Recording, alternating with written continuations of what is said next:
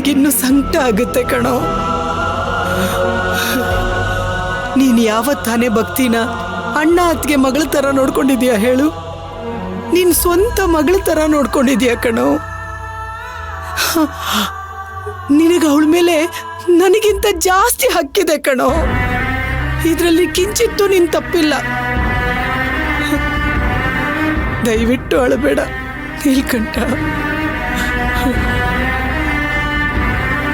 ಅದೇನೋ ಗೊತ್ತಿಲ್ಲ ಅದಕ್ಕೆ. ಆ ನಾಸ್ತಿಕನ ನನ್ನ ಮಗಳು ಮದುವೆ ಆಗ್ತೀನಿ ಅಂದಾಗ ನನ್ನ ಕಿವಿಗೆ ಕಾದು ಸೀಸ ಸುರಿದ ಅನುಭವ ಆಯ್ತು. 100 ಚೇಳುಗಳು ನನ್ನ ಮೈಯನ್ನ ಕಚ್ಚಿದ ಅನುಭವ ಆಯ್ತು. ನನ್ನ ಮಗಳನ್ನ ನಾನೇ ನನ್ನ ಕೈಯಾರೆ ನರಕಗೂಪಕ್ಕೆ ತಳ್ತಿದ್ದೀನಿ ಅನ್ನೋ ಫೀಲ್ ಆಯ್ತು.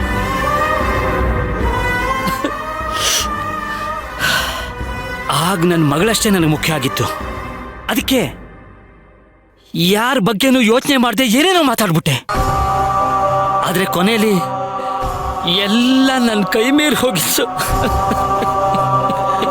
ನನಗೆಲ್ಲ ಅರ್ಥ ಆಗುತ್ತೆ ನೀಲ್ಕಂಠ. ಅದನ್ನ ನೀನು ಹೇಳ್ಕೊಳ್ಳೋ ಅವಶ್ಯಕತೆ ಇರಲಿಲ್ಲ ನನ್ನ ಹತ್ರ.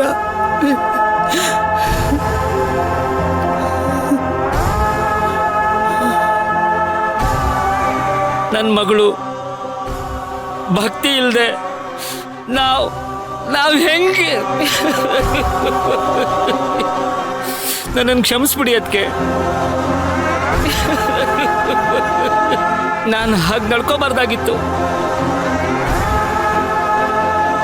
ಬಹುಶಃ ಇವತ್ತು ಅಣ್ಣ ಏನಾದರೂ ಇದ್ದಿದ್ರೆ ನನ್ನನ್ನು ಕ್ಷಮಿಸ್ತಿರ್ಲಿಲ್ಲ. ನಾನೊಬ್ಬ ಕ್ರೂರಿ ಪಾಪಿ ತಂದೆ ಆಗ್ಬಿಟ್ಟೆ. ಪಾಪಿ ತಂದೆ.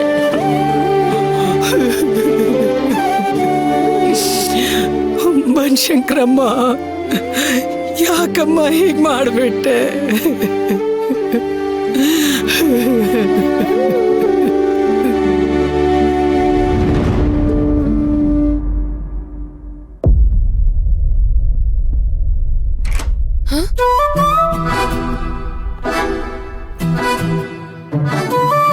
ಇವನು ಇಲ್ಲೇ ಮಲಗ್ತಾನ? ಅಯ್ಯೋ ಅಲ್ಲ ಅಲ್ಲ, ಇವರು.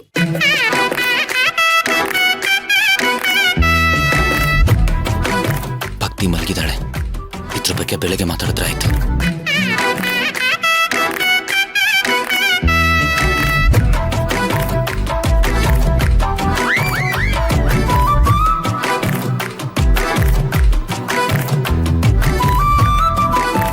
ಇಲ್ಲಿದ್ದಿದ್ದ ಹಾಸಿಗೆ, ಚಾಪೆ, ದಿಂಬು, ರಗ್ಗು ಎಲ್ಲ ಎತ್ಕೊಂಡು ಹೋಗ್ಬಿಟ್ಟಿದ್ದಾರೆ. ಮತ್ ನಾನೆಲ್ಲಿ ಮಲ್ಕೊಳ್ಳೋದು? ಆಚೆ ಹೋಗಿ ಮಲ್ಕೋಬಹುದಲ್ಲ?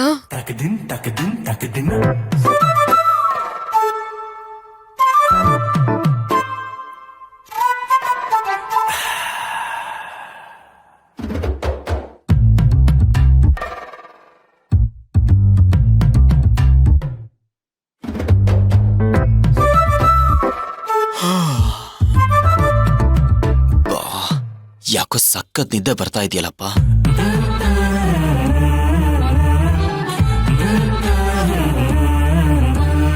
ಅಯ್ಯೋ ಇಲ್ಲೇ ಮಲ್ಕೊಂಡ್ಬಿಟ್ನಲ್ಲಪ್ಪ. ಏನ್ ಮಾಡ್ಲಿ? ನಿದ್ದೆ ಗಣ್ಣಲ್ಲಿ ಏನಾದ್ರೂ ಹೊರಳಾಡಿ ಶ್ರವಣ ಚಿಕ್ಕ ವಯಸ್ಸಲ್ಲಿ ಓದಿತಿದ್ದಂಗೆ ಇವರು ಗೊತ್ತಾಗ್ದೆ ಓದ್ಬಿಟ್ರೆ?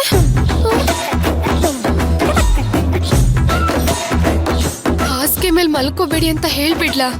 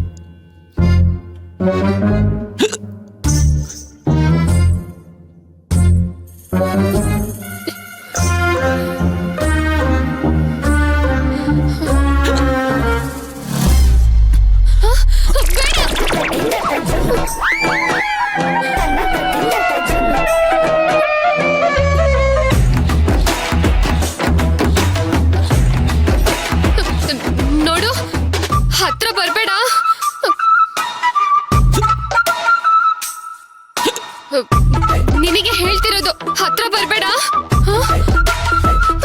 ಏಯ್ ಬಿಡು ನನ್ನ. ಏನ್ ಮಾಡ್ತಿದ್ಯಾ?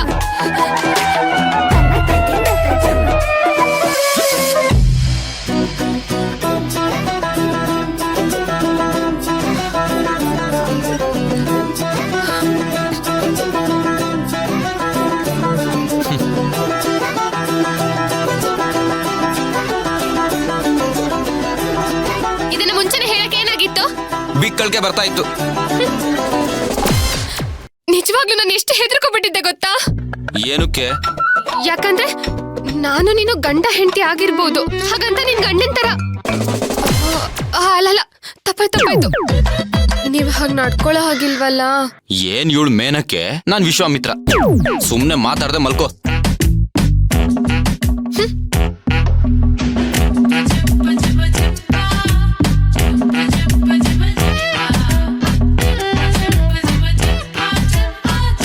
ನೋಡು, ನಾನು ಇವಾಗ್ಲೇ ಹೇಳ್ತಿದ್ದೀನಿ, ನನ್ ನಿದ್ದೆಲ್ ಸ್ವಲ್ಪ ಆ ಕಡೆ ಈ ಕಡೆ ಹೊರಲಾಡೋದು ಜಾಸ್ತಿ.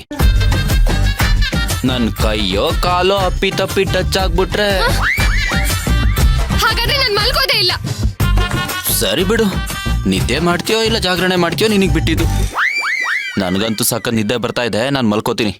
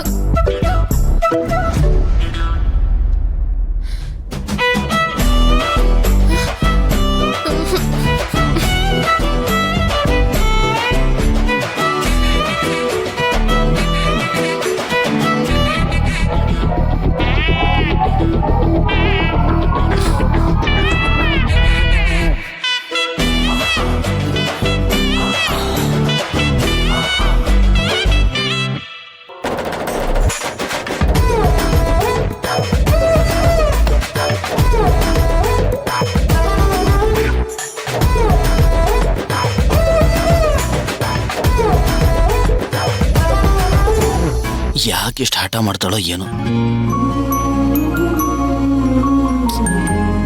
ಚಿಕ್ಕಿ ಚಿಕ್ಕಿ